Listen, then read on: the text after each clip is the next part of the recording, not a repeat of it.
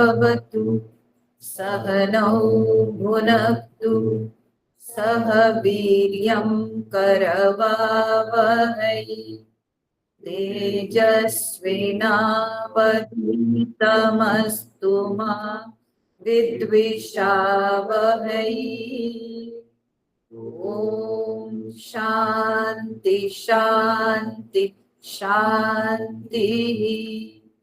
गुरुर्ब्रह्मा गुरुर्विष्णु गुरुर्देवो महेश्वरः, गुरुरेव परं ब्रह्म, तस्मै श्री गुरवे नमः। वसुदेवसुतं देवं कंसचाणूरमर्दनं, देवकी परमानन्दं, कृष्णं वन्दे जगद्गुरुं, कृष्णं वन्दे जगद्गुरुम्।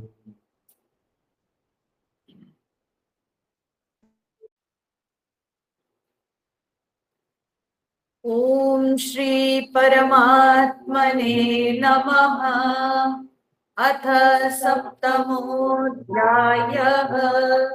श्री भगवानुवाच मय्यासक्तमनः पार्थ, योगं युञ्जन्मदाश्रयः, असंशयं समग्रं माम् यथा ज्ञास्यसि तच्छृणु। ज्ञानं तेऽहं सविज्ञानम् इदं वक्ष्याम्यशेषतः, यज्ञात्वा नेह भूयोऽन्यत् ज्ञातव्यमवशिष्यते। मनुष्याणां सहस्रेषु कश्चिद्यतति सिद्धये, यततामपि सिद्धानां कश्चिन्मां वेत्ति तत्त्वतः। भूमिरापो नलो वायुः खं मनो बुद्धिरेव च, अहंकार इतीयं मे भिन्ना प्रकृतिरष्टधा। अपरेयमितस्त्वन्यां प्रकृतिं विद्धि मे पराम्। जीवभूतां महाबाहो ययेदं धार्यते जगत्, एतद्योनीनि भूतानि सर्वाणीत्युपधारय। अहं कृत्स्नस्य जगतः प्रभवः प्रलयस्तथा, मत्तः परतरं नान्यत् किञ्चिदस्ति धनञ्जय। मयि सर्वमिदं प्रोतं सूत्रे मणिगणा इव, रसोऽहमप्सु कौन्तेय प्रभास्मि शशिसूर्ययोः।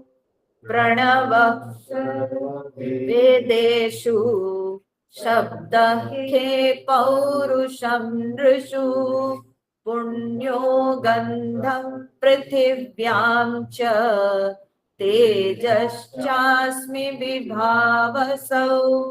जीवनं सर्वभूतेषु तपश्चास्मि तपस्विषु, बीजं मां सर्वभूतानां विद्धि पार्थ सनातनम्। बुद्धिर्बुद्धिमतामस्मि तेजस्तेजस्विनामहम्। बलं बलवतां चाहं कामरागविवर्जितम्। धर्माविरुद्धो भूतेषु कामोऽस्मि भरतर्षभ।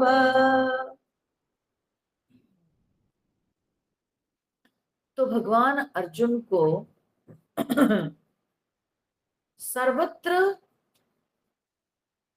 ईश्वर की उपस्थिति है, ईश्वर की विद्यता सर्वत्र अनुभव हो सकती है, यह ज्ञान दे रहे हैं। तो इस प्रक्रिया में भगवान कहते हैं कि बलम बलवताम अहम काम राग विवर्जितम। हे अर्जुन, जैसे मैं तपस्वियों में उनके तप हूं, मनुष्यों में पौरुष हूं, ठीक है, अग्नि में मैं तेज हूं, वैसे ही बलम बलवताम च अहम, बलवताम बलवानों में मैं बल हूं, ठीक है, बलवानों में मैं बल हूं। तो बोले बलवान कहने से कौन है?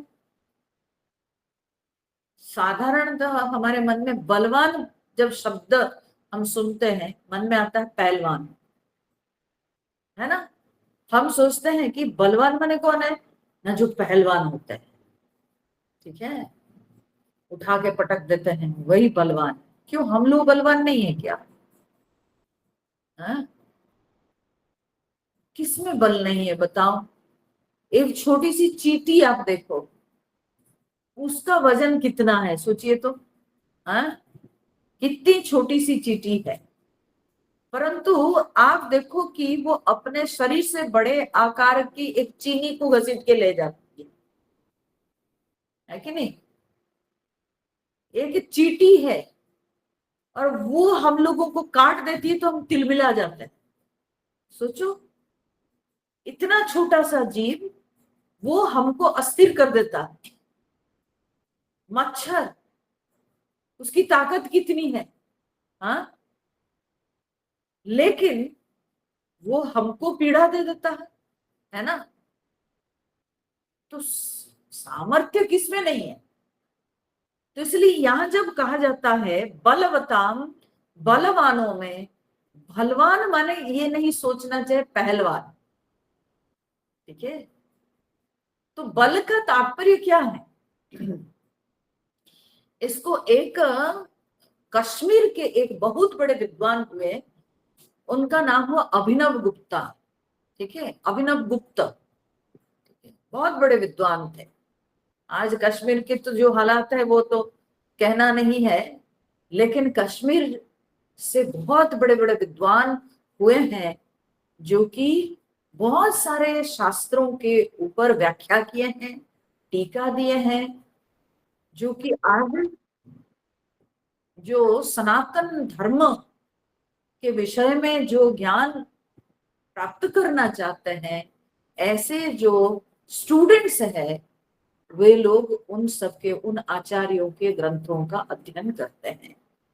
यहाँ तक कि आदि गुरु शंकराचार्य भी, जो शंकर भाष्य हम लोग कहते हैं, ठीक है, गीता के ऊपर आदि गुरु शंकराचार्य भाष्य दिए हैं, उपनिषदों के ऊपर भाष्य दिए हैं, वो सब शंकराचार्य कश्मीर में ही, ठीक है, कश्मीर में ही जो श्री ये है जो मंदिर है, तो वहां पर बैठ करके ही शंकराचार्य जी भाष्य लिखे थे, ठीक है, जिसके नाम के अनुसार श्रीनगर हुआ, ठीक है। तो वहां जो शारदा के जो मंदिर है, तो बोलते हैं कि वहीं पर बैठ करके आदिगुरु शंकराचार्य भाष्य लिखे थे।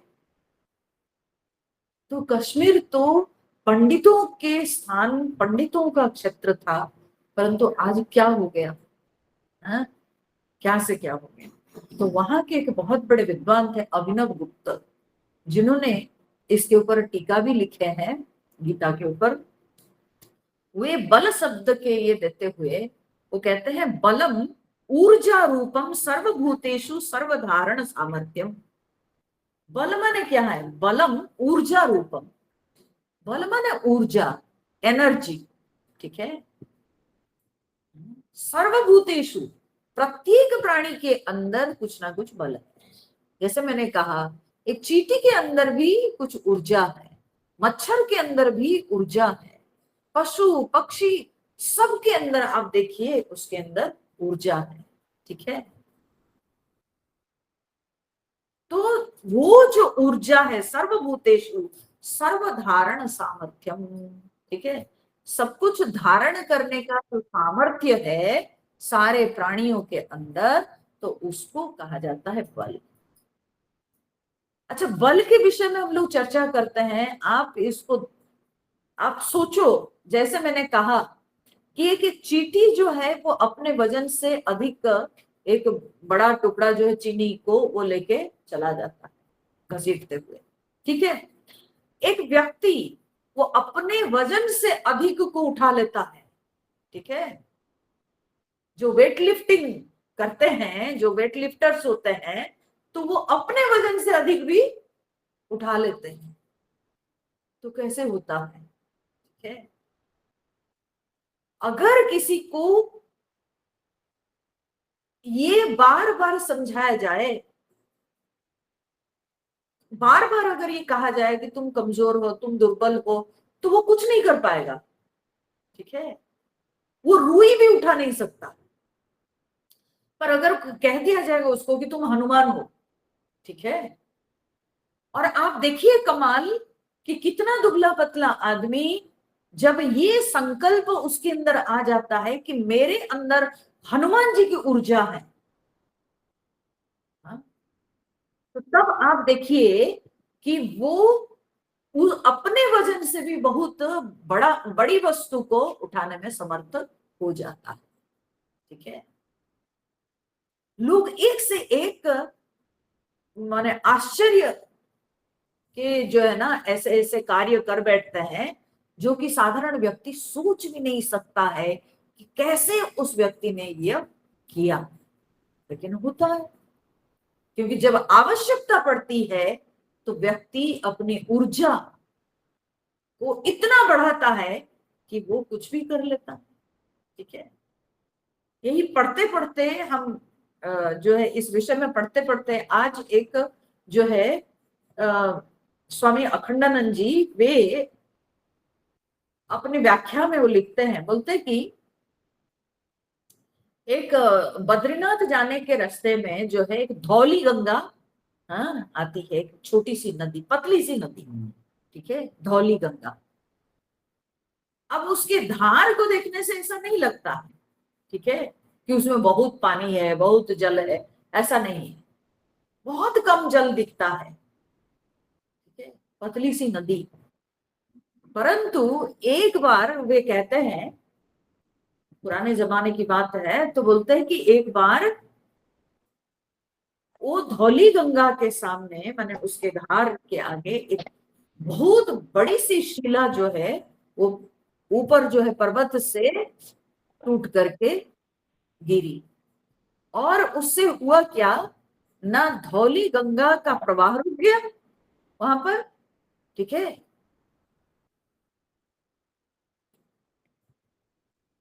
तो जब प्रवाह रुक गया तो वो पानी जमने लगा, ठीक है।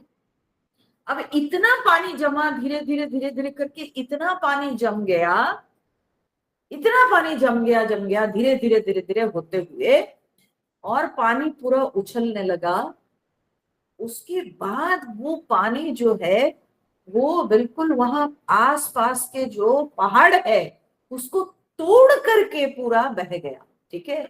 नतीजा ये हुआ, जब एकाएक वो पहाड़ तोड़ के जब वो बहने लगा वो पानी, जब, तो कहते हैं कि ऋषिकेश के पास एक जो है ऐसे ही शिखर था, तो उसको पूरा उसके ऊपर पानी जो है वो करके उसको धोते हुए गया। जिस शिखर पे 150 से 200 साधु रहते थे, सबके सब गंगा जी में चले गए, ठीक है। 150 से 200 साधु जो उस पहाड़ पे रहते थे वो सब के सब जल समाधि सबको हो गए, ठीक है। एकाएक वो पानी इस तरह से जो है आया, बहुत पुराने जमाने की बात है। क्योंकि खंडानंद जी आज के नहीं है, खंडानंद जी आज से कम 60-70 साल पहले शरीर छोड़ चुके थे। छड़ मैंने शरीर छोड़े हुए उनको 60-70 साल हो गए, तो बहुत पहले की बात है। वो अपने भाष्य में ऐसे उन्होंने कहा कि देखने में वो नदी जो है बहुत ही छोटी सी दिखती है, परंतु सोचिए उसका बूंद बूंद जल वो जम करके क्या रूप लिया, और कितनी शक्ति उसमें कि जो है एक पहाड़ को धो करके वो ले गई।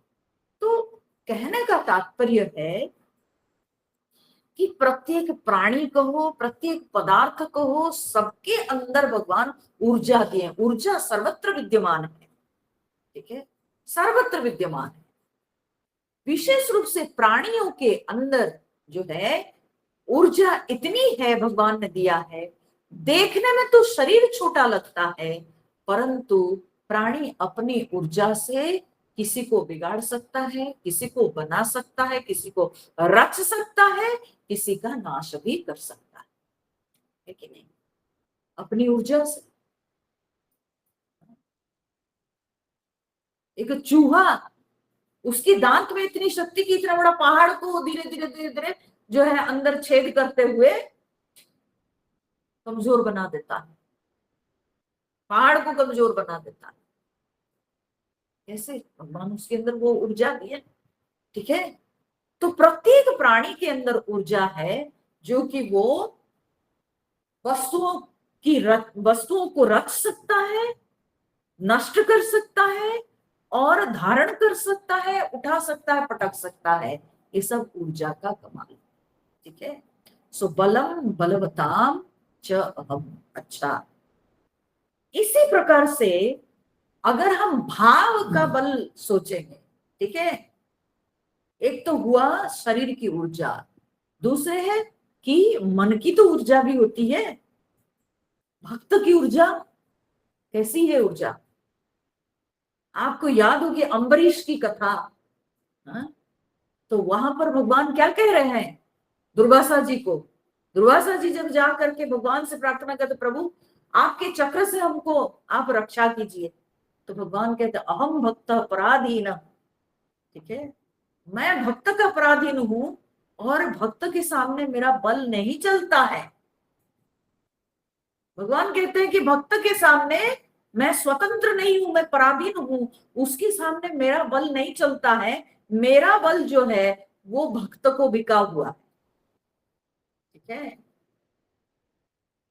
तो अम्बरीश चाहेगा तो मैं ये चक्र को अम्बरीश को दे दिया हूं, अम्बरीश चाहेगा तो तब जाके ये चक्र शांत होगा, नहीं तो वो मेरी बात नहीं मानने वाला। अब इस समय के लिए ये चक्र को हम अम्बरीश को दे दिए हैं, आप राजा अम्बरीश के पास जाइए, वही कर सकता है, ठीक है। आज द्वादशी है, अम्बरीश जी की याद आ गई, है ना।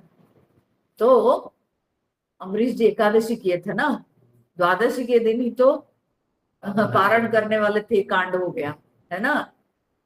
तो भगवान जो है भक्त के पराधीन है, तो भगवान का जो बल है वो भक्त ले लेते हैं, ठीक है, और भगवान को लाचार कभी कभी भक्त कर देते हैं। वहां भगवान बड़े सुंदर दृष्टांत भी देते हैं, बोलते हैं जैसे सत पत्नी, सत नारी जिस तरह से सत पुरुष को अपने अधीन कर लेती है, ठीक वैसे ही भक्त मुझे अपने अधीन कर लेते हैं। ऐसे भक्त मेरे को उनके अधीन कर लेते हैं, मैं भक्तों के सामने दुर्बल हो जाता हूं, मेरे बल को भक्त ले लेते हैं, ठीक है। तो इसलिए ये भाव का बल है। अगर व्यक्ति अपने भाव को पवित्र रखता है तो उसके भाव में इतनी ऊर्जा होती है कि वो विश्व ब्रह्मांड को अपने अधीन कर लेता है। तो इसलिए हम सब बलवान हैं। तो बलवान कहने से पहलवान को याद नहीं करना चाहिए। कहने का तात्पर्य है कि यहां जब कहा जाता है बलवताम च अहम, मैं बलवानों में बल हूं, तो बलवान माने कौन है? बलवान माने हम सब है, हम सबके अंदर ऊर्जा है, हम सबके अंदर शारीरिक ऊर्जा है, ठीक है, हम सबके अंदर मानसिक ऊर्जा है, हम सबके अंदर बौद्धिक ऊर्जा है, ठीक है, हम सबके अंदर ज्ञान शक्ति है, हम सबके अंदर इच्छा शक्ति है, हम सबके अंदर क्रिया शक्ति है, तो परमात्मा हमको शक्तिशाली करके भेजे हैं।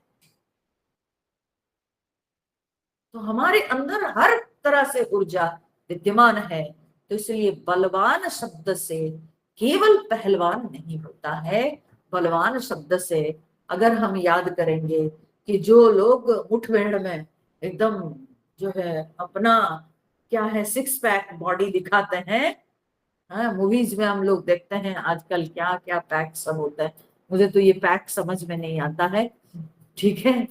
तो वो क्या क्या सब हमारे समझ के बाहर है, कौन सिक्स पैक एट पैक, हाँ वो वही लोग जाने। पर वो बात यहाँ पर नहीं है। हाँ बलवान माने प्रत्येक प्राणी के अंदर भगवान ने जो ऊर्जा दी, ठीक है, जो शक्ति भगवान दी है, और शक्ति हर प्रकार से, दैहिक बल है, मानसिक बल है, बौद्धिक बल है, ठीक है, हर प्रकार से सबके अंदर विद्यमान है। तो वो जो बल है भगवान कहते हैं वो मैं हूं, परंतु उसमें एक विशेषण भगवान प्रयोग करते हैं। वो बल फिर कैसा होना चाहिए, वो बल शुद्ध बल कैसे हम मानेंगे? बोले काम राग विवर्जितम बलम बलवताम च अहम। काम राग विवर्जितम बलम, मैं कैसा बल हूं ना जो काम राग विवर्जित। काम क्या होता है? काम होता है अप्राप्त वस्तु की प्राप्ति को काम कहते हैं, ठीक है। मेरे लिए जो अप्राप्त है जो वस्तु, उस वस्तु की प्राप्ति की इच्छा को काम कहते हैं, ठीक है। और उसके लिए अब अप्राप्त वस्तु की प्राप्ति के लिए हम बल लगाएंगे ना, बिना बल के तो कुछ नहीं मिलने वाला। तो आपको तो सेल्फ एफर्ट करना ही होगा, बिना उसके तो आप के पास जो नहीं है आप उसको प्राप्त कैसे करेंगे? तो ना बल तो लगाना पड़ेगा, ठीक है। परंतु भगवान यहाँ पर कहते हैं कि एक बात याद रखना चाहिए कि ये काम के अंदर होता क्या है, भोग की इच्छा होती है, ठीक है, भोग की इच्छा होती है। तो जब व्यक्ति भोग की इच्छा लेकर के अपने बल प्रदर्शन करता है, भगवान कहते हैं है तो वो ऊर्जा, परंतु वह ऊर्जा क्या हुआ ना, भोग से प्रेरित होने के कारण उसको हम शुद्ध नहीं कहेंगे, ठीक है। वो अशुद्ध वो ऊर्जा, ये वो ऊर्जा है जो कि भोग इच्छा के रहित है, ठीक है। भोग इच्छा के रहित ऊर्जा है भगवान, ठीक है। जो शुद्ध रूप से हमारे शरीर के अंदर है, हमारे देह को धारण करने के लिए और हमारे देह की जो आवश्यकताएं हैं उसकी पूर्ति करने के लिए प्रत्येक प्राणी के अंदर भगवान वो ऊर्जा दिए हैं। आप ज्ञान प्राप्त करने के लिए जो बुद्धि का प्रयोग करेंगे वो बौद्धिक शक्ति भगवान हम सबके अंदर दिए हैं, ठीक है। परंतु अगर हम अपने बुद्धि का बल दिखाएंगे मेरे नाम के लिए, यश के लिए, कीर्ति के लिए, ठीक है, मुझे पैसे मिलेंगे इससे, तो ये हो गया क्या ना, अशुद्ध ऊर्जा में अशुद्धता आ गई, भोग की इच्छा आ गई।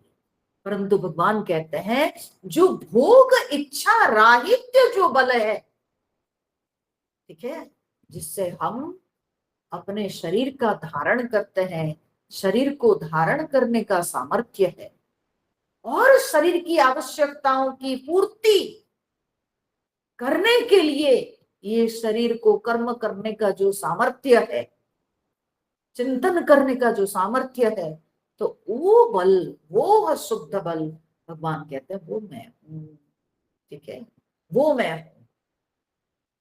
परंतु उसमें अगर भोग की इच्छा आई, मैं तो हूं ही, लेकिन मेरे साथ थोड़ी अशुद्धता जुड़ गई, ठीक है। ऊर्जा तो है ही भगवान, परंतु उस ऊर्जा में भोग इच्छा आ गई, तो उसमें अशुद्धता आ गई। वो शुद्ध बल नहीं रहा, बल्कि उसमें अशुद्धि आ गई। और काम में रुकता नहीं है। जब हमको वस्तु की प्राप्ति होती है तो वस्तु के साथ आसक्ति हो जाती है, ठीक है। तो वस्तु के साथ आसक्ति होती है राग, ठीक है। राग क्या है? न रंजनात्मक वृत्ति, ठीक है। अब हम वस्तु को भोगना चाहे, वस्तु में रमना चाहे, ठीक है, मनोरंजन, तो उसमें हम रमना चाहे, मन रंग जाता है, बस वही वस्तु का चिंतन होता है, वही वस्तु की भावना होती है। तो ये जो काम और राग के साथ जो बल है, भगवान बोलते हैं वो तो अशुद्ध बल है। परंतु मैं वह बल हूं प्राणी के अंदर जो कि उसके देह धारण या किसी भी वस्तु को धारण करने का उसके अंदर जो सामर्थ्य है शुद्ध रूप से, तो वह मैं बिना कोई इच्छा आसक्ति के व्यक्ति के अंदर जो वस्तु को धारण करने की जो सामर्थ्य है, वो सामर्थ्य मैं हूं, ठीक है। तो शुद्ध बल, जो बल के अंदर कोई भोग की इच्छा नहीं, कोई कामना नहीं, कोई प्रकार की आसक्ति नहीं, ठीक है।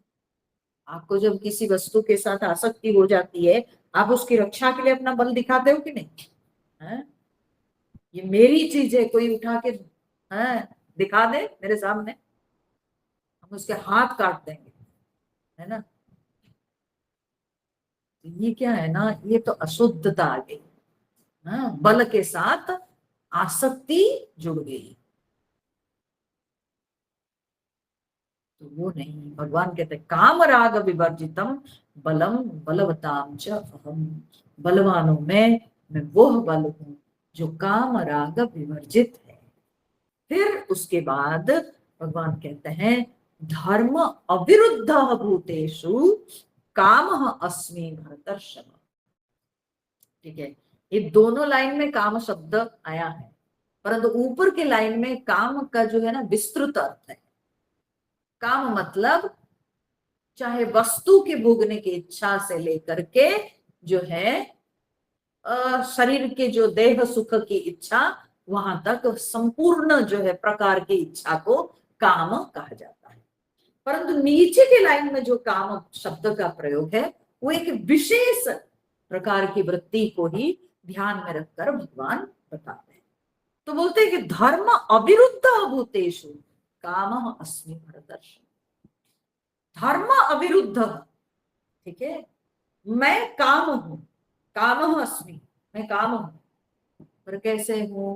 बोले धर्म अविरुद्ध है, जो धर्म को विरोध नहीं करता है, तो धर्म को विरोध नहीं करने वाला प्राणियों के अंदर मैं वो काम हूं, ठीक है।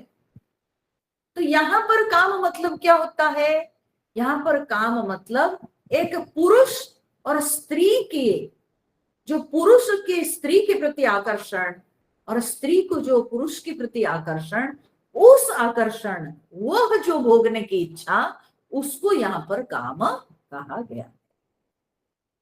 यहाँ पर स्पेसिफिक है, ये जो काम शब्द है, ये काम शब्द यहाँ पर एक स्पेसिफिक मीनिंग को लेकर के, ऊपर जो काम शब्द है वो विस्तृत अर्थ है, ठीक है।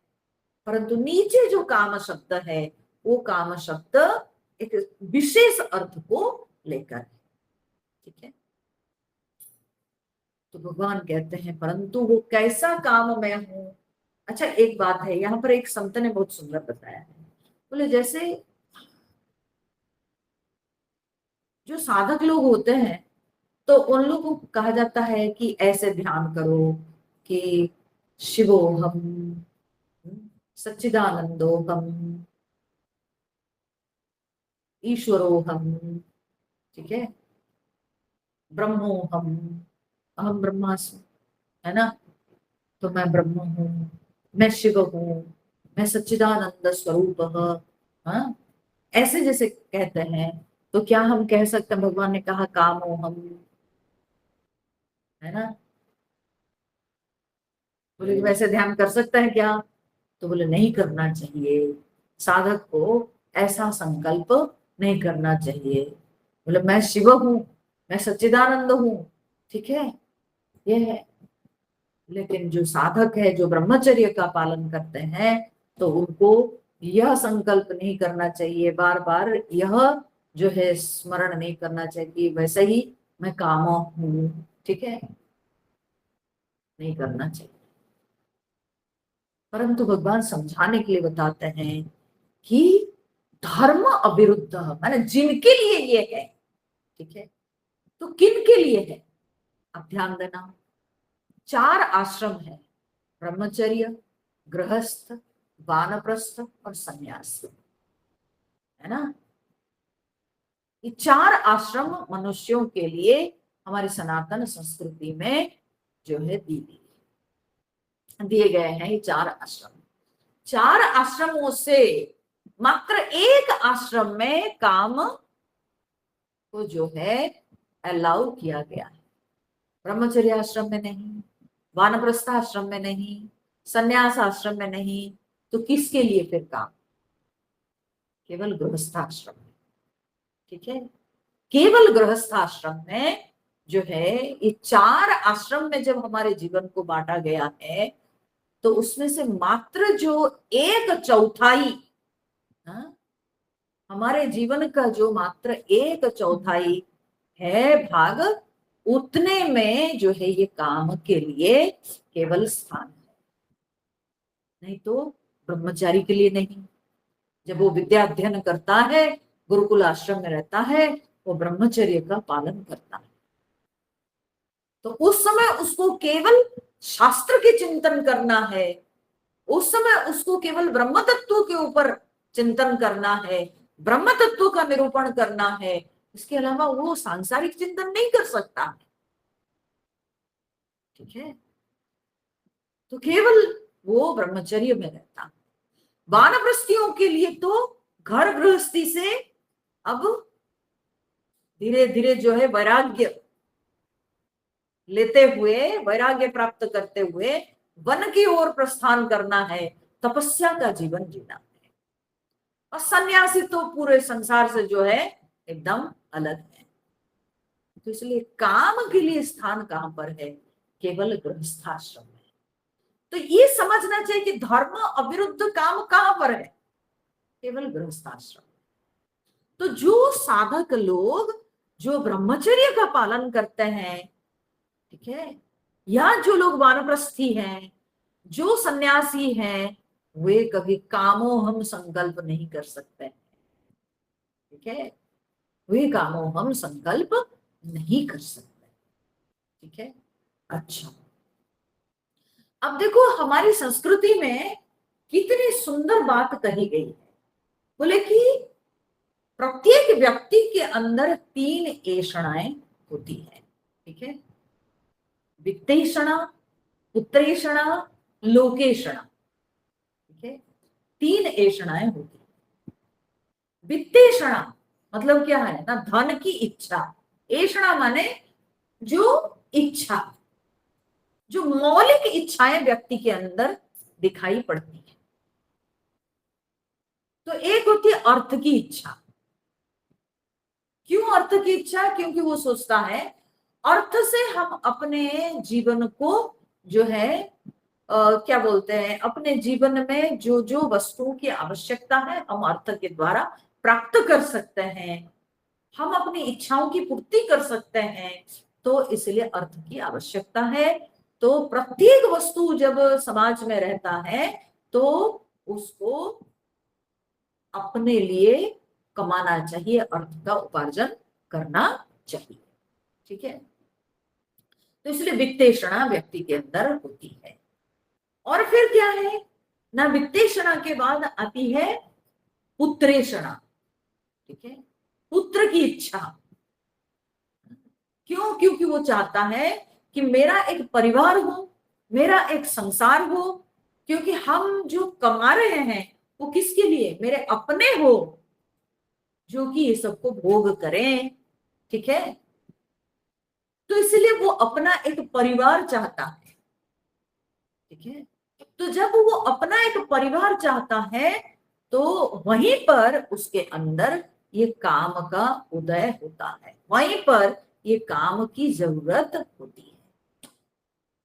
जब वो अपना परिवार, एक अपना संसार बनाना चाहता है, जब उसके अंदर पुत्र ऐषणा प्रबल होती है, तब ये काम जो है उस समय उसके काम में आता है ना। तब काम जो है, काम की जरूरत होती है, पुत्र ऐषणा। ठीक है, तो ये प्रत्येक व्यक्ति के अंदर, प्रत्येक साधारण व्यक्ति के अंदर ये मौलिक इच्छा है। इसमें जगत में बहुत कम लोग होते हैं जो लोग की सीधे ब्रह्मचर्य से सीधा चले जाते हैं, कहा ना, संन्यास आश्रम में।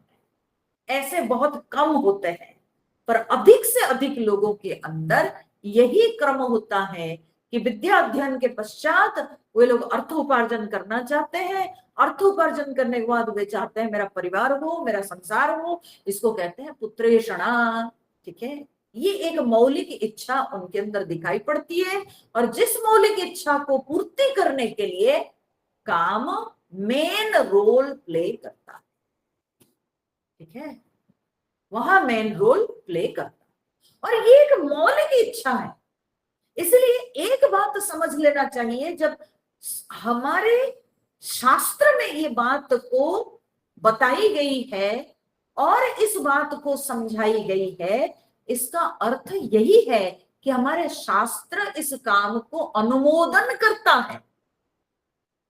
तो काम कोई खराब चीज है नहीं, पहले ये बात को समझ ले। और जब भगवान स्वयं यहां पर कहते हैं कि मैं काम हूं, हे अर्जुन मैं काम हूं, ठीक है, तो भगवान कहते हैं काम भगवान है। ठीक है, काम भगवान है।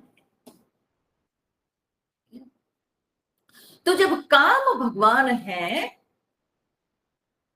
तो फिर यहां पर काम को लेकर के मन के अंदर कोई कुत्सित वृत्ति होनी नहीं चाहिए, मन के अंदर कोई प्रकार के नकारात्मक वृत्ति नहीं होनी चाहिए कि अरे ये तो बड़ी खराब चीज है। तो कौन कहा खराब चीज? जब शास्त्र अनुमोदन करता है, जब भगवान कहते हैं कि मैं काम हूं, तो ये खराब चीज कैसे हो सकती है? और काम से ही संसार बना है, काम से ही जगत बना है। ठीक है, ये जगत के मूल में काम है। तो इसीलिए काम सबसे पहले जो है बिल्कुल कोई खराब या नकारात्मक भाव नहीं है, क्योंकि संसार के मूल में ये है। ठीक है, और उसके साथ भगवान जो विशेषण का प्रयोग किए हैं, वो बोले धर्म अविरुद्ध काम। मैं वो काम हूं जो धर्म को विरोध नहीं करता है। तो धर्म को विरोध नहीं करता है, यानी पहली बात तो मैंने समझाया कि आश्रम के अनुसार काम किसके लिए है, किसके धर्म में आता है ना, गृहस्थ के। फिर गृहस्थ के धर्म में भी और स्पेसिफिक अगर हो जाएंगे तो उसमें भी शास्त्र बताता है कि उसमें भी समय के विधि विधान किया गया है। ठीक है, किस समय में व्यक्ति जो है अपने काम इच्छा को पूर्ति कर सकता है, उसमें भी बहुत सारे विधि विधान, नीति नियम दिए गए हैं। उन सारे नियमों को समझते हुए, उन सारे नियमों को पालन करते हुए कि किस समय में जो है स्त्री के संग पुरुष को करना चाहिए, कौन सा समय उचित होता है, संतान उत्पन्न करने की इच्छा से जब एक पुरुष और स्त्री दोनों एक संग होते हैं तो उसी को कहा जाता है काम। परंतु उस क्रिया के कई एक नियम होते हैं, उन पहलुओं को समझ करके जब व्यक्ति उस क्रिया में आगे बढ़ता है, वो हो जाता है धर्म अविरुद्ध का काम। समझ में आई? तो सबसे पहले धर्म अविरुद्ध काम हुआ कि किसका धर्म है ना, गृहस्थ के धर्म है, ब्रह्मचर्य का नहीं, वानप्रस्थी का नहीं, या जो है सन्यासी के। तो जो वानप्रस्थ आश्रम में जो व्यक्ति है, अगर वो व्यक्ति के अंदर काम आता है तो अधर्म हो जाएगा, वो अधर्म कहलाएगा। सन्यासी के अंदर आएगा तो अधर्म कहलाएगा, ब्रह्मचारी के अंदर अधर्म कहलाएगा। ठीक है, आजकल लड़के जो है पढ़ते पढ़ते पता नहीं मन कहाँ कहाँ भटकता है। हाँ, ये लड़की वो लड़की के चक्कर, या लड़कियां ये लड़का वो लड़का करती है, जो कि गलत है, क्योंकि विद्या अध्ययन के समय जो है ये उनके धर्म में नहीं आता है। ठीक है, तो सबसे पहले ये समझ लेना चाहिए कि ये किसके धर्म में है, तो गृहस्थ के। फिर गृहस्थ के भी धर्म में, फिर उसके अंदर भी बहुत सारे नीति नियम है जिसको पालन करना बहुत आवश्यक है। उन नीति नियम को ध्यान में रख करके जब व्यक्ति संतान उत्पन्न करने की इच्छा से, पुरुष और स्त्री वे लोग जब एक होते हैं, तो तभी उसको कहा जाता है धर्म अविरुद्ध काम। ठीक है, धर्म अविरुद्ध काम। भगवान कह रहे हैं धर्म अविरुद्ध भूतेषु काम अस्मि भरतर्षभ। सो शास्त्र मर्यादा और लोकाचार आदि को ध्यान में रख करके जब व्यक्ति संतान उत्पन्न करने की इच्छा से क्या बोलते हैं, संतान उत्पन्न करने के लिए जो काम किया जाता है, तो उसी को ही धर्म अविरुद्ध काम कहा जाता है। उसको धर्म अविरुद्ध काम कहा जाता है। इस विषय में कई सारी कथाओं के माध्यम से ये शिक्षा दी जाती है। जैसे भागवत की एक प्रसिद्ध कथा है दीति और कश्यप जी की कथा, जिससे हिरण्यकशिपु और हिरण्याक्ष का जन्म हुआ है। तृतीय स्कंद की वो कथा है। ठीक है, तो बहुत प्रसिद्ध कथा है। ठीक है, तो संध्या काल में जब कश्यप ऋषि संध्या कर्म करने जा रहे हैं, दीति उनको जबरदस्ती करती है कि अभी मेरे को जो है संतान धारण करने की इच्छा हो रही है, तो इसलिए आप मेरी इच्छा की पूर्ति कीजिए। कश्यप ऋषि उनको बहुत समझाते हैं कि ये वो समय नहीं है जो समय में तुम्हारी इस इच्छा की पूर्ति की जाए, क्योंकि ये संध्या काल है। संध्या काल में भगवान शंकर जी अपने गणों के साथ घूमते हैं। संध्या काल में देवता लोग प्रार्थना करते हैं। संध्या काल देवताओं की स्तुति के लिए, प्रार्थना के लिए, पूजा के लिए होता है। तो यह काल तुम्हारी इच्छा पूर्ति के लिए नहीं है। तुम्हारी इच्छा को मैं पूर्ति करूंगा, तुम मेरे को समय दो, मैं संध्या वंदन करने के पश्चात तुम्हारी इच्छा को पूर्ति करूंगा। परंतु दीति मानती नहीं, और कश्यप ऋषि इसमें विधि की कोई इच्छा समझ करके दीति की इच्छा को पूर्ति करते हैं। उससे जो जन्म लेते हैं वो कौन होते हैं ना, हिरण्याक्ष, हिरण्यकशिपु। कश्यप ऋषि ने कहा, मूर्ख, तुमने जो आज मुझसे जो कर्म करवाई, तो उससे तुमको असुर ही प्राप्त होंगे। तो ये कथा से क्या शिक्षा मिलती है कि काम के लिए भी जो है हमारे शास्त्र में बहुत सारे नीति नियम दिए गए हैं। उसके लिए समय, विधि विधान, अच्छे दिनों को भी ध्यान में रखना चाहिए। पर्व त्योहार, ये सब दिनों में व्यक्ति को ब्रह्मचर्य का पालन करना आवश्यक है। गृहस्थ होने पर भी उसको जो पवित्र दिवस सब होते हैं, जो देवताओं की अर्चना के लिए जो प्रसिद्ध है, उन दिनों में ब्रह्मचर्य का पालन करना चाहिए। ठीक है, तो ऐसे विभिन्न प्रकार के विधि विधान को ध्यान में रख करके जब संतान उत्पन्न की इच्छा को पूर्ति की जाती है, तो उसको कहते हैं धर्म अविरुद्ध। ठीक है, परंतु इसमें एक बात जरूर समझ लेना चाहिए कि ये जब हम काम शब्द को सुनते हैं तो अरे ये तो बड़ी खराब बात है। कोई खराब बात नहीं है, इसको शास्त्र अनुमोदन करता है। इसके लिए एक पूरा आश्रम है। ठीक है, गृहस्थाश्रम।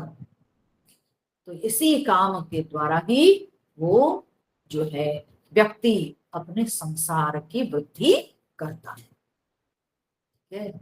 वो अपना परिवार बनाता है, उसी से सृष्टि चक्र चलता है। तो इसलिए भगवान कहते हैं मैं काम हूं। कितनी सुंदर बात है बताइए। हमारे सनातन संस्कृति कितनी महान संस्कृति है। यहाँ पर भगवान कहाँ से लेके कहाँ भगवान कहते हैं मैं सूर्य चंद्रमा में तेज हूं, ठीक है? वहां से लेकर के भगवान यहाँ तक पहुंचे, बोलते हैं कि मैं धर्म अविरुद्ध काम भी। इस तरह से कहते हुए आगे भगवान कह रहे हैं ये चैव सात्विका भावाः राजसास्तामसाश्च ये मत्त एवेति तान् विद्धि न त्वहं तेषु ते मयि। ये चैव सात्विका भावाः राजसास्तामसाश्च ये मत्त एवेति तान् विद्धि न त्वहं तेषु ते मयि। तो भगवान ने कहा ये च और ये जो सब, कौन सा? बोले सात्विकाः राजसाः तामसाः भावाः। ये जो सब सात्विक भाव, हाँ, राजस भाव, तामस भाव, ये सब भी तुम जानो कि मत्त एव एति तान, उन सबको मत्त एव एति विद्धि, तुम उन सबको जानो कि वे मुझसे ही निकले हैं। कौन है? बोले कि सात्विक भाव, हाँ, राजसिक भाव, तामसिक भाव। भाव माने क्या है ना? वृत्ति, ठीक है? भाव माने वृत्ति। तो सात्विक वृत्ति क्या है? तो बोले दया, क्षमा, अहिंसा, हाँ, करुणा, शांति, ये सब जो है ये सात्विक भाव है। तो राजसिक भाव क्या है? तो राजसिक भाव होता है काम, क्रोध, लोभ, है ना? ये सब जो है ये राजसिक वृत्ति है, ठीक है? अच्छा, इसमें भी शुद्ध रूप होता है, अशुद्ध रूप होता है, ठीक है ना? इसमें भी शुद्ध रूप होता है, अशुद्ध रूप होता है। लोग पूजा पाठ करते हैं, देखिए भगवान की पूजा अर्चना साधना ये करना बहुत अच्छी बात है। रावण भी तपस्या की थी, है ना? लेकिन उसकी तपस्या में शुद्धता नहीं थी, ठीक है?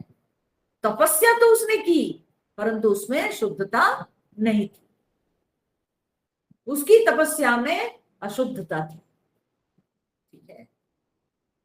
वो दुनिया को अपने मुट्ठी में करना चाहता था। तो लोग पूजा करते हैं, अर्चना करते हैं और उसके द्वारा वो कुछ सिद्धि प्राप्त करना चाहते हैं, वो लोगों को दिखाना चाहते हैं, लोगों के सामने जाहिर करना चाहते हैं कि देखो मैं कितना बड़ा भक्त हूं, मैं कितना कुछ करता हूं। तो ये एक हो जाता है। तो इसलिए दोनों भाव, एक एक भाव के अंदर फिर दो दो भाव दिखाई पड़ते हैं, ठीक है? शुद्ध सात्विक वृत्ति होती है, एक अशुद्ध सात्विक वृत्ति। वैसे ही शुद्ध राजसिक भाव है और अशुद्ध राजसिक भाव है, ठीक है? तो जो शुद्ध राजसिक भाव है वो क्या है ना? व्यक्ति के अंदर कर्मठता, ठीक है? कर्मठता, तो ये शुद्ध।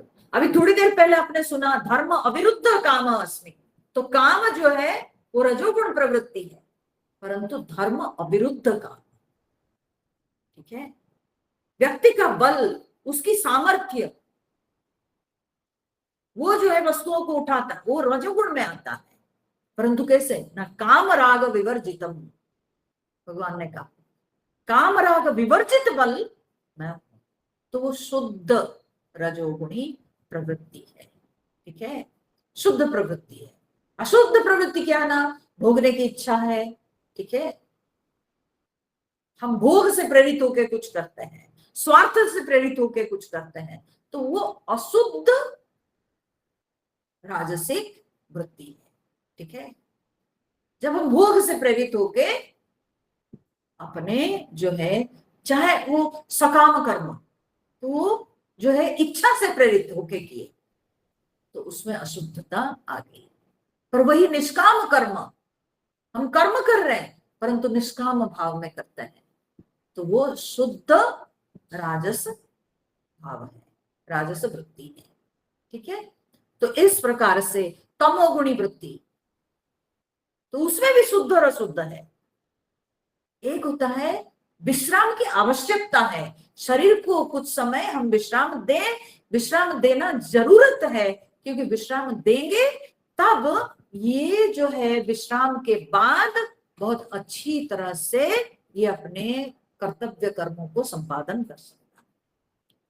इसलिए इसको कुछ समय विश्राम देना जरूरी है। ये मान करके समय, उचित समय में जब हम शरीर को विश्राम देते हैं, मन को, बुद्धि को विश्राम देते हैं, वो हो गया क्या ना, वो शुद्ध तमोगुणी प्रवृत्ति। ठीक है, परंतु अशुद्ध तमोगुणी प्रवृत्ति क्या है? जब मन तब सो जाए, है ना, कुछ करने को नहीं है, क्या करें, सो गए, सो गए। कुछ लोग तो उस्ताद होते हैं, सत्संग में आते हैं और बस सत्संग में बैठे बैठे सो जाते हैं और पूरे खर्राटे लेने लगते हैं। ठीक है, और उनको देख करके मेरे मन में तो सोचता है कि मैं ठीक तरह से समझा नहीं पा रही हूँ, इसलिए बोर होके वे सो रहे हैं। ठीक है, पर मैं रोज देखती हूँ भाई, रोज, है ना, जब से प्रवचन हमारा चला है तब से वे आ रहे हैं और सो रहे हैं। मैं बोली क्या कोई भी दिन मैं अच्छा नहीं बोलती हूँ क्या? हर दिन मैं सबको बोर करती हूँ? तो अगर मैं हर दिन बोर करती तो ज्यादा से ज्यादा लोग सोते ना, लेकिन वो एक व्यक्ति ही क्यों रोज सोता है? तो इसका मतलब कमी उसके अंदर है, कमी मेरे प्रवचन में नहीं हो सकता। ठीक है, तो कुछ लोग ऐसे होते हैं, वे घर से आ जाते हैं, मुझे पता नहीं, बच्चों से डर के, पत्नी से डर के चले आते हैं, लगता है यही सबसे बढ़िया जगह है, कोई डिस्टर्ब नहीं करेगा, इसलिए आके बैठ जाते हैं और खर्राटे लेके सोते हैं। ठीक है, और मैं भी उनको डिस्टर्ब नहीं करती। ठीक है, मैं एकदम बहुत ही आराम से, बहुत मृदु स्वर में मैं प्रवचन करती हूँ। उनको देख करके मैं जो है थोड़ी मेरे अंदर करुणा आ जाती है कि जरूर ये व्यक्ति घर में सो नहीं पा रहा।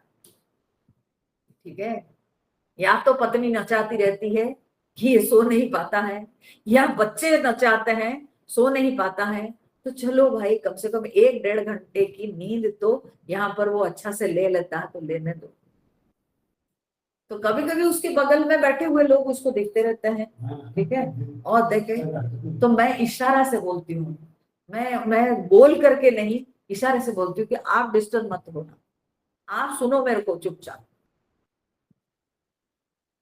क्योंकि उसके दुख को आप नहीं समझ सकते। उसकी कितनी तकलीफ है कि घर में वो सो नहीं पा रहा है, वो ढूंढ ढूंढ के आया हुआ है ये जगह में कि जहां पर उसको कोई डिस्टर्ब नहीं करेगा, तो आराम से वो एक कोने में चेयर पे बैठ करके सो रहा है, और हर दिन यही सिलसिला। सोचिए तो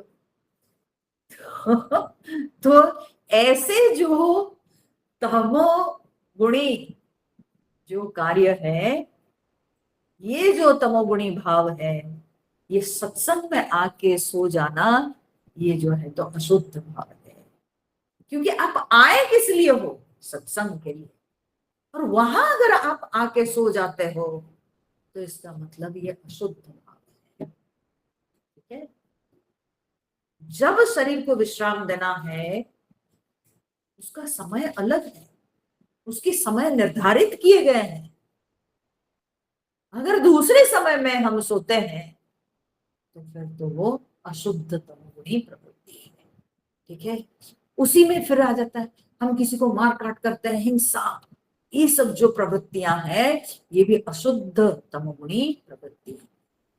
ठीक है। तो सबके अंदर ये सात्विक बोलिए, राजसिक बोलिए, तामसिक, शुद्ध सात्विक अलग चीज है, मलिन सात्विक अलग चीज है। ठीक है। तो सात्विक भाव में भी मलिनता आ जाती है, शुद्ध सात्विक अलग है।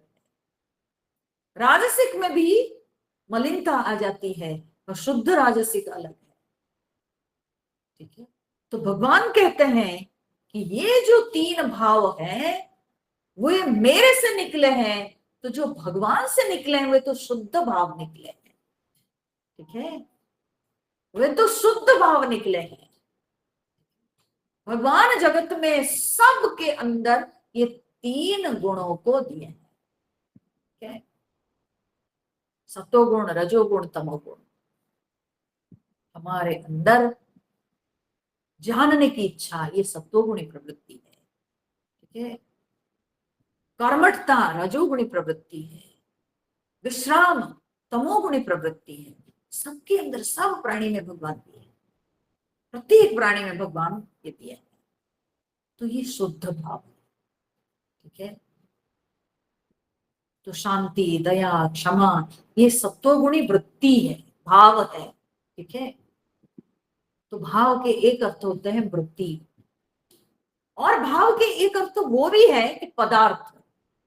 सात्विक भावा, सात्विका भावा माने सात्विक पदार्थ, राजसिक पदार्थ, तामसिक पदार्थ। ठीक है। कई ऐसे वस्तुएं होती है, कई ऐसे पदार्थ होते हैं जो कि वो पदार्थ कैसे सात्विक, सात्विक, राजसिक, तामसिक होते हैं, तो बोलते हैं वे हमारे अंदर सात्विक वृत्तियों को बढ़ाएंगे तो सात्विक पदार्थ कहलाते हैं, रजोगुणी वृत्तियों को बढ़ाएंगे तो राजसिक पदार्थ कहलाएंगे, तमोगुणी वृत्तियों को बढ़ाएंगे तो तामसिक पदार्थ कहलाएंगे। ठीक है ना। कोई दूध पीता है, कोई शराब पीता है, दोनों एक है क्या? हाँ? दूध से अलग भाव पैदा होता है, शराब से दूसरा भाव पैदा होता है ना। तो इसलिए अलग अलग पदार्थ पुनः अलग अलग जो है भाव पैदा करते हैं, इसलिए उन पदार्थों को वह विभाग में रखा गया। तो भगवान कहते हैं ये च एव सात्विकाः भावाः राजसाः तामसाः च ये मत्त एव एति तान् विद्धि। हे अर्जुन, तुम जानो कि सारे जो भाव हैं, ठीक है, अर्थात चाहे कहो कि ये सारे पदार्थ सात्विक, राजसिक, तामसिक जितने पदार्थ हैं वे सब के सब, या जितनी वृत्तियां हैं, भाव अर्थात वृत्तियां, तो वे सब के सब पदार्थ और वृत्तियां ये सब के सब, हे अर्जुन, मुझसे ही उत्पन्न हुए हैं। ठीक है। किससे उत्पन्न होंगे? सर्व कारण तो परमात्मा है, सबके अधिष्ठान तो परमात्मा है, तो इसलिए परमात्मा से ही सबकी सृष्टि हुई है। ठीक है। यहां तक तो ठीक है। आगे भगवान क्या कहते हैं इसी श्लोक के जो अंतिम चरण है, बोले न त्वहम तेषु ते मयि, न तू अहम तेषु, तू माने किंतु, किंतु अहम तेषु न, किंतु मैं उनमें नहीं हूं, ते मयि वे मुझ में है। ठीक है। अहम तेषु न भवामि, मैं उनमें नहीं होता। ठीक है। ते मयि भवन्ति, वे मुझ में होते हैं, अर्थात वे सबके सब मेरी सत्ता के अधीन है, परंतु मैं उनमें नहीं। क्यों मैं उनमें नहीं हूं? क्योंकि वे मुझसे सृष्टि हुए हैं, तो वे मुझे कैसे धारण कर सकते हैं? ठीक है। उनमें इतनी बड़ी सत्ता कहां कि वे जो है मुझे अपने अधीन करेंगे, परंतु वे मेरी सत्ता के अधीन है। ठीक है। तो वे मेरी सत्ता के अधीन है, वे मुझसे मुझ में है, परंतु मैं उनमें नहीं। ठीक है। जैसे सारे अलंकार वे सोना के अंदर है। ठीक है। सारे अलंकार जो है वो सोना के अंदर है। सारे अलंकार सोना के सत्ता के अधीन है। ठीक है। न तो हम तेषु, मैं उनमें नहीं हूं। अर्थात सोना अलंकार उपाधि में सीमित नहीं है। ठीक है। सोना तो विस्तृत है। ठीक है। इसलिए सोना कोई अलंकार में सीमित नहीं है, परंतु सारे अलंकार वो सोने के अंतर्गत है। ठीक है। सारे सारे अलंकार वो सोने के अंतर्गत है। वो सोना की सत्ता को लेकर के जीवित है। ठीक है। परंतु सोना जो है, सुवर्ण, वो अलंकार के अधीन नहीं, अर्थात अलंकार से सीमित नहीं। ठीक है। इस अर्थ में भगवान यहाँ पर कहते हैं कि वे मुझ में हैं और मैं उनमें नहीं हूं। उनमें नहीं हूं अर्थात मैं उनमें सीमित नहीं। ठीक है। जितने पदार्थ हैं वो सबकी उपाधिगत भेद है, और वे सबके एक नाम, एक गुण, ये जो है सीमित होता है। उनकी सीमित भाव है, तो मैं उसमें सीमित नहीं। ठीक है। तो मैं उनके अधीन नहीं, वे मेरे अधीन है। ये एक अर्थ हो गया। दूसरा दूसरा इसके दो प्रकार के अन्वय होता है। ठीक है। ये एक प्रकार का अन्वय हुआ। दूसरा हुआ, बोले कि किंतु अहम तेषु ते मयि न। ठीक है। अहम तेषु, मैं उनमें, ते मयि, वे मुझ में, न, ऐसा नहीं। ठीक है। ऐसा नहीं, अर्थात ना वे मुझ में है ना मैं उनमें हूं। पहले का अन्वय कैसा हुआ? ना वे मुझ में हैं, परंतु मैं उनमें सीमित नहीं। ठीक है। वे मुझ में है, परंतु मैं उनमें सीमित नहीं। ठीक है।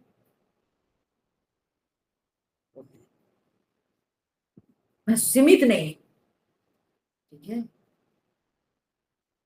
क्योंकि जो सत्ता होती है, सत्ता बहुत विस्तृत होती है। ठीक है। सत्ता जो है वो विशाल है, वो सीमित नहीं हो सकता है, उपाधि में सीमित नहीं हो सकता है। ठीक है। जो अधिष्ठान है वो विस्तृत है, तो अधिष्ठान कभी जो आधे है उसमें सीमित नहीं हो सकता। ठीक है। दूसरे अन्वय इस प्रकार से है कि अहम तेषु ते मयि न तू। ऐसा नहीं है। ठीक है। ऐसा नहीं, ना मैं उनमें हूं ना वे मुझ में। ठीक है। जैसे बोले, जैसे आकाश में वायु है, तो आकाश का अलग भाव, वायु का अलग। कहाँ आकाश के अंदर वायु है बताओ? वो अपने जगह, वो अपने जगह। ठीक है। हम लोग जब रस्सी में सर्प देखते हैं, ठीक है, ये हमारा भ्रम है। परंतु रस्सी के अंदर सर्प कहाँ है? चाहे सर्प को, चाहे माला कहो, चाहे एक डंडा पड़ा है कहो, जो भी कहो। ठीक है। परंतु रस्सी के अंदर कहाँ है वो?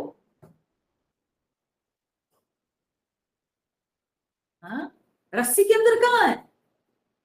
सो रस्सी सत्ता है, उस सत्ता के ऊपर ये एक भ्रम मात्र है। सांप चाहे जो है माला कहो, डंडा कहो, ये सारे के सारे भ्रम है, ये सारे के सारे हमारी कल्पना है। परंतु रस्सी में कहाँ है वो? रस्सी रस्सी है, रस्सी में ये भ्रम नहीं है कहीं। ठीक है, शुद्ध सत्ता में कुछ भी नहीं, सत्य के अलावा और कुछ भी नहीं है। ठीक है, कुछ भी नहीं। तो सत्य कहता है मैं भाई मैं हूं, मेरे में कुछ नहीं है। जबरदस्ती मेरे ऊपर तुम जो है आरोप मत लगाओ, नहीं नहीं तुम्हारे अंदर है। रस्सी को हम कहेंगे नहीं नहीं तुम्हारे अंदर सांप है, तो कहां से सांप है? सांप अलग चीज है, मैं अलग हूं। सांप आपकी कल्पना है, परंतु रस्सी में सांप है नहीं। सांप अलग जगह, रस्सी अलग जगह। तो अधिष्ठान में अन्य कोई वस्तु नहीं है। शुद्ध सत्य स्वरूप में सत्य के अलावा और कुछ नहीं। ठीक है, तो जो बिल्कुल निरपेक्ष भाव से अगर देखा जाए, ये जो है ना, ये ब्रह्म भाव जब निरपेक्ष भाव में आ जाते हैं, तो निरपेक्ष भाव में ये सत्य होता है कि अहम तेषु ते मयि न, ना मैं उनमें हूं ना वे मुझ में है, कुछ भी नहीं। अर्थात केवल मैं हूं और कुछ है ही नहीं, क्योंकि भ्रम की तो कोई सत्ता है ही नहीं, कल्पना की कोई सत्ता है ही नहीं। वो तो केवल प्रतीत होता है। मृग मरीचिका वो प्रतीत होती है परंतु है नहीं। प्रतिबिंब प्रतीत होता है परंतु है नहीं। छाया प्रतीत होती है नहीं। ठीक है, रस्सी में सांप प्रतीत होता है परंतु है नहीं। ठीक है, तो शुद्ध ब्रह्म भाव में, निरपेक्ष भाव में केवल सत्य है, सत्य के अलावा और कुछ है ही नहीं। भगवान उसी को सूचित करने के लिए कहते हैं अहम तेषु ते मयि न, ना वे मुझ में ना मैं उनमें, ऐसी बात है नहीं। अर्थात केवल मैं हूं, इसके अलावा दूसरा कुछ है ही। ठीक है, केवल मैं हूं और कुछ है ही। ठीक है, परंतु ये बिल्कुल निरपेक्ष अद्वैत ब्रह्म भाव में यह बात सत्य है, यही सत्य है। ठीक है, यही सत्य है। परंतु इस सत्य तक पहुंचने के लिए बहुत अध्ययन चाहिए, बहुत साधना चाहिए। और जब व्यक्ति समाधि में पहुंचता है तभी उसको ये निरपेक्ष सत्य ब्रह्म तत्व का अनुभव होता है इस रूप में कि वहां और कुछ नहीं, केवल मैं ही मैं हूं, मेरे अलावा और कुछ नहीं। तब संसार का लोप हो जाता है। परंतु जब तक हमारी दृष्टि में संसार है तब क्या है?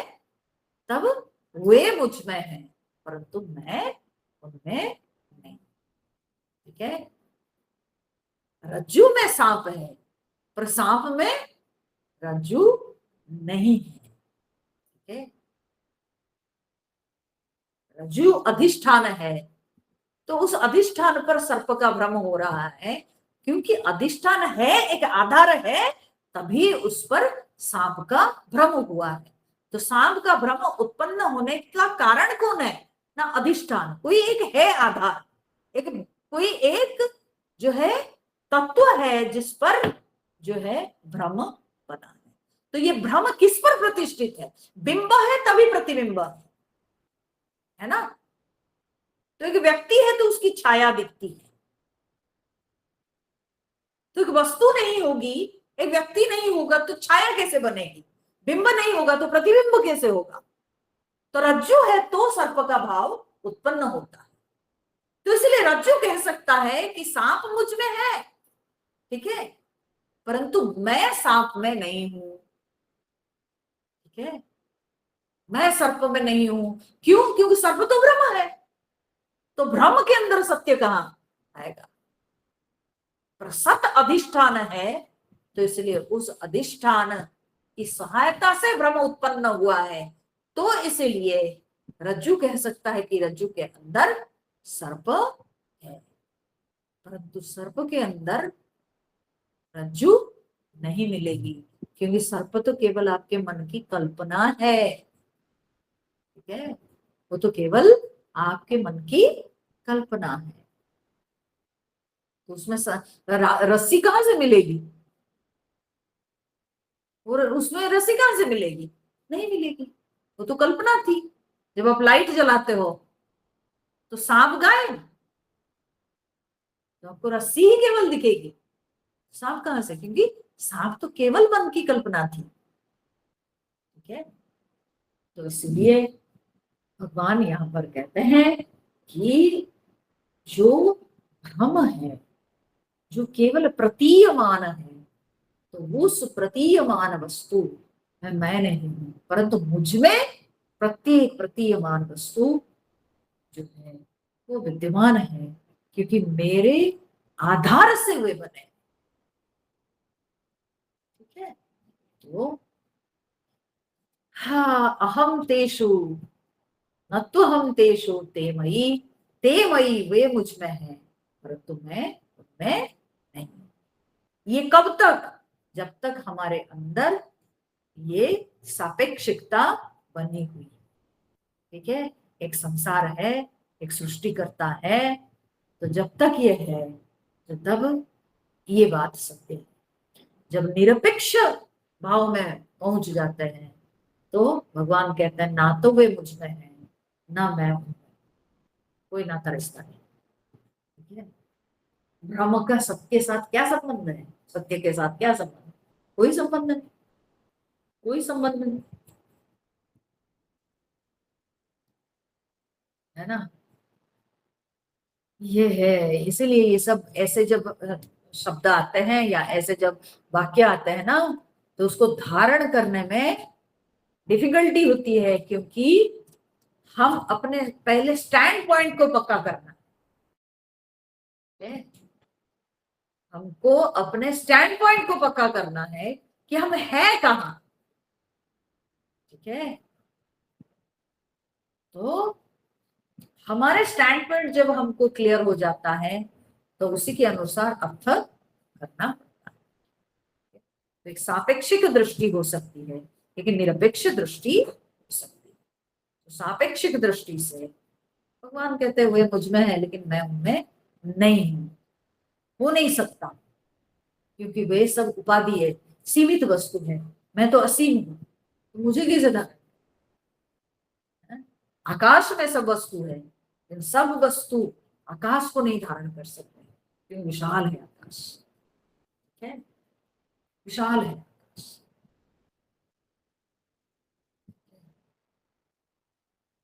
तो आकाश अखंड है, अविच्छिन्न है। ठीक है, हम कहेंगे कि खाली मटके के अंदर तो आकाश ही है, लेकिन वो विच्छिन्न भाव आ गया, वो फिर आकाश खंडित रूप में दिखता है, तो वो सत्य नहीं है। नहीं, इसलिए भगवान कहते हैं कि वे मुझ में हैं परंतु मैं उनमें नहीं। पर निरपेक्ष दृष्टि में ना मैं उनमें हूं ना वे मुझ में। ठीक है, अब ये कहने के बाद भगवान कहते हैं कि अर्जुन, ये जो तीन भाव तीन गुणों की बात, यही तीन गुणों के चक्कर में ये संपूर्ण जगत मोहित है, और मोहित होने के कारण ही कोई मेरे परम अव्यय भाव को समझ नहीं पाता। ठीक है, तो भगवान उसी को नेक्स्ट श्लोक में बता रहे हैं।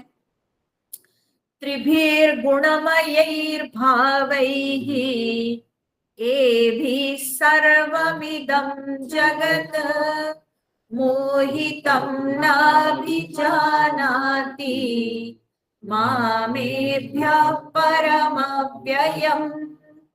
त्रिभिर्गुणमयैर्भावैः एभिः सर्वमिदं जगत् मोहितं नाभिजानाति मामेभ्यः परमव्ययम्। तो भगवान ने कहा कि एभिः त्रिभिः गुणमयैः भावैः इदं सर्वं मोहितं जगत् माम एभ्यः परम अव्ययम न अभिजाना। ठीक है, ऐसा अन्वय है। तो क्या अन्वय है? भगवान ने कहा एभिः त्रिभिः गुणमयैः भावैः, एभिः इनके द्वारा, इनके द्वारा, ये जो तीन, जो सात्विक रासिक तामसिक, हाँ, ये भाव जो भगवान ने कहा, बोले एभिः त्रिभिः गुणमयैः भावैः, यही तीन जो गुणमय, हाँ, भाव हैं, सात्विक भाव, राजसिक भाव, तामसिक भाव, यही तीन भाव में इदम सर्वम जगत मोहितम, ये संपूर्ण जगत मोहित है। ये संपूर्ण जगत मोहित है कहने का तात्पर्य क्या है? जगत बोल के कोई ऐसे ऐसे वस्तु थोड़ी, पर जगत मोहित है कहने का अर्थ है ये जगत कलेक्टिवली जीवों को सूचित करता है। ठीक है, जगत किसको कहते हैं? जहां जीवों का निवास है। तो जगत मोहित माने क्या है? ये जीवों का वाचक है जगत। यहाँ पर कौन मोहित है? ना जगत मोहित, संसार मोहित। तो संसार मोहित माने क्या है? संसार में रहने वाले प्राणी मोहित है। संसार में रहने वाले जो जीव हैं वे जीव मोहित है। ठीक है, तो यहां जब वो जगत शब्द का प्रयोग हुआ है तो ये जीवों का वाचक है। ठीक है, ये जीवों को सूचित करता है कि ये तीन भावों से संपूर्ण जगत, इदम सर्वम जगत मोहितम, ये संपूर्ण जगत मोहित है। ठीक है, ये संपूर्ण जगत मोहित है, अर्थात ये जगत में रहने वाले सारे जीव यही तीनों गुणों से मोहित है। ठीक है, यही तीनों गुणों के चक्कर में सब फंसे हुए हैं। ठीक है, कभी सत्वगुण हमको बांध रखा है, कभी रजोगुण बांध रखा है, कभी तमोगुण बांध रखा है, और इस प्रकार से हम यही तीनों गुणों के चक्कर में पड़े रह करके हम इससे ऊपर नहीं उठ पाते हैं, और हम परमात्मा तत्व जो कि तीनों गुणों से परे हैं, तीनों गुणों का जो अधिष्ठान है, वह अधिष्ठान तत्व को हम समझ नहीं। तो भगवान बोलते हैं मोहित होने के कारण क्या होता है ना, मां एभ्यः परम अव्ययम न अभिजानाति। इस कारण से मां माने मुझको, एभ्यः परम अव्ययम, इन सब से मैं परे हूं, परम, और अव्यय माने मैं अविनाशी हूं, ऐसे न अभिजानाति, कोई नहीं जान पाता। ठीक है, मां अव्यय अव्ययम एभ्यः परम, मुझ अविनाशी तत्व को ये नहीं जान पाते हैं, जो कि इन सबसे एभ्यः परम, इन सबसे परे। इन सबसे परे माने इन सब का मूल, ये तीनों गुणों के मूल।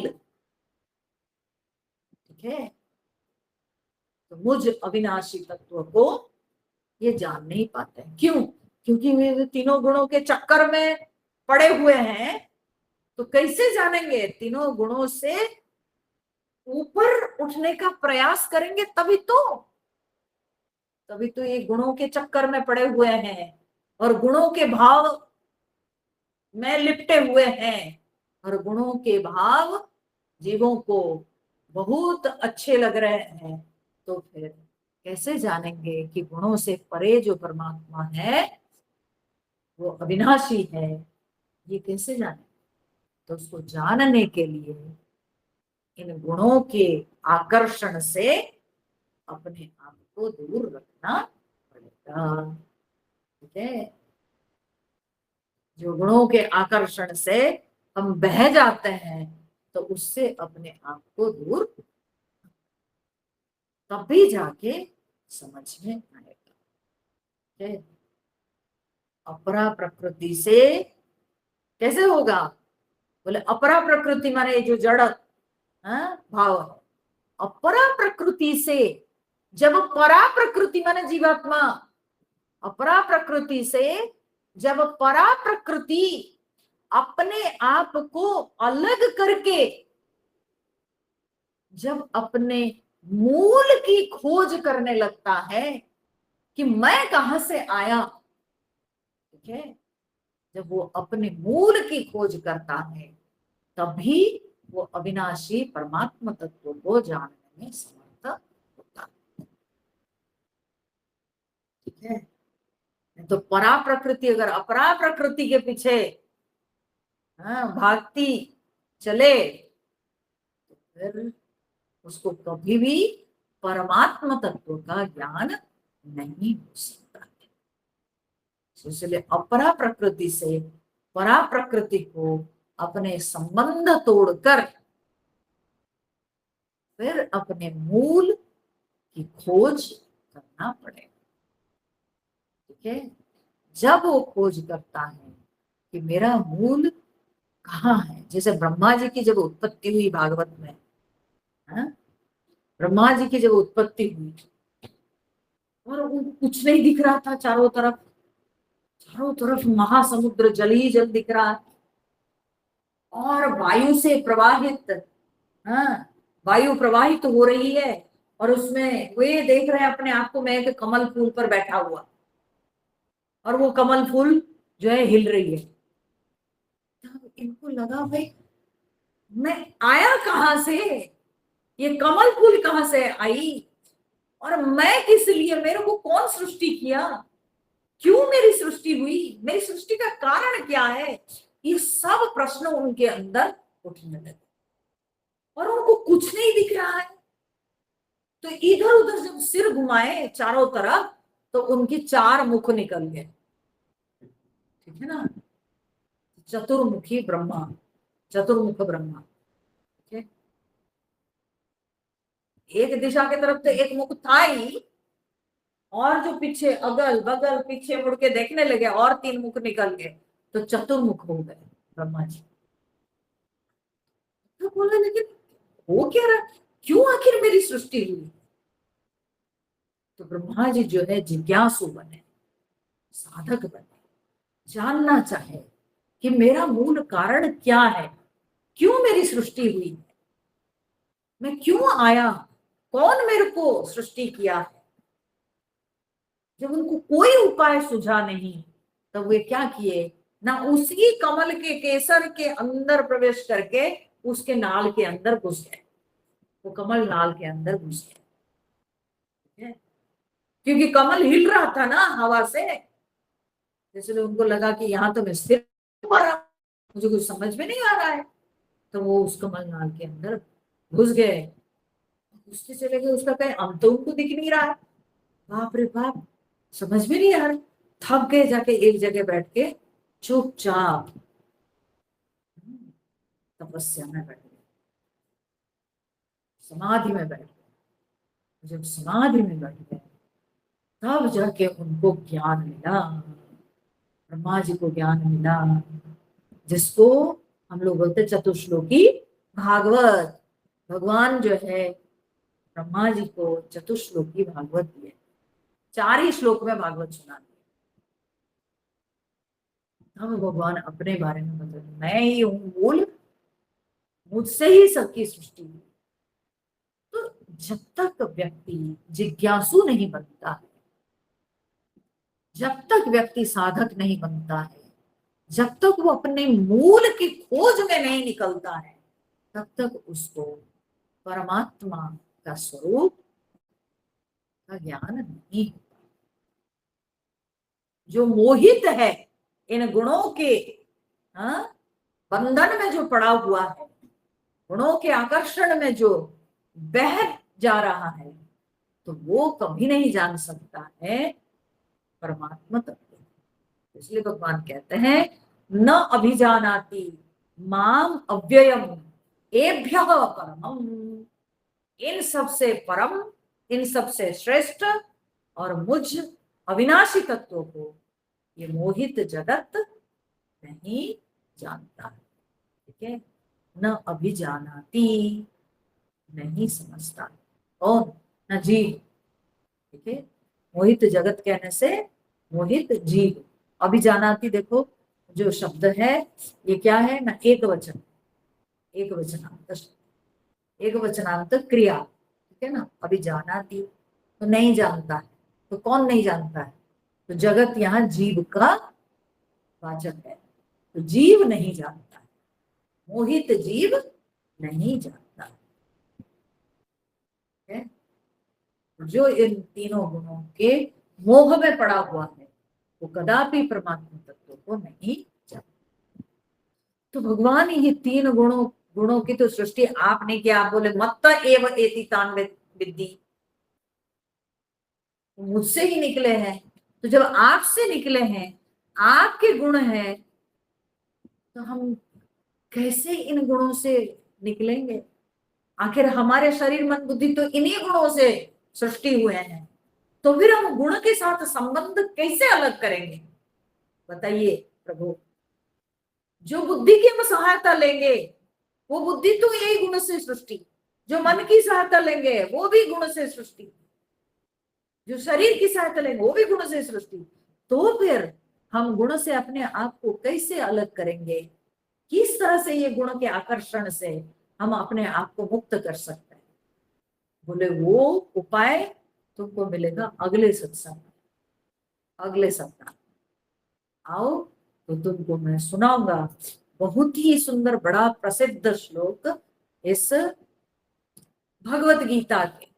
ठीक है, यह एक बहुत ही प्रसिद्ध श्लोक है और बड़ा सुंदर भाव है। ठीक है, तो उसको भगवान बताएंगे अगले सप्ताह के सत्संग में। तो तब तक के लिए इन्हीं पर विचार करिए। हरिओम। ओम पूर्णमद पूर्णमिदं पूर्णात् पूर्णमुदच्यते पूर्णस्य पूर्णमादाय पूर्णमेवावशिष्यते। ओम शांति शांति शांति। हरि ओम श्री गुरुभ्यो नमः। हरि ओम। हरि ओम। हरि ओम।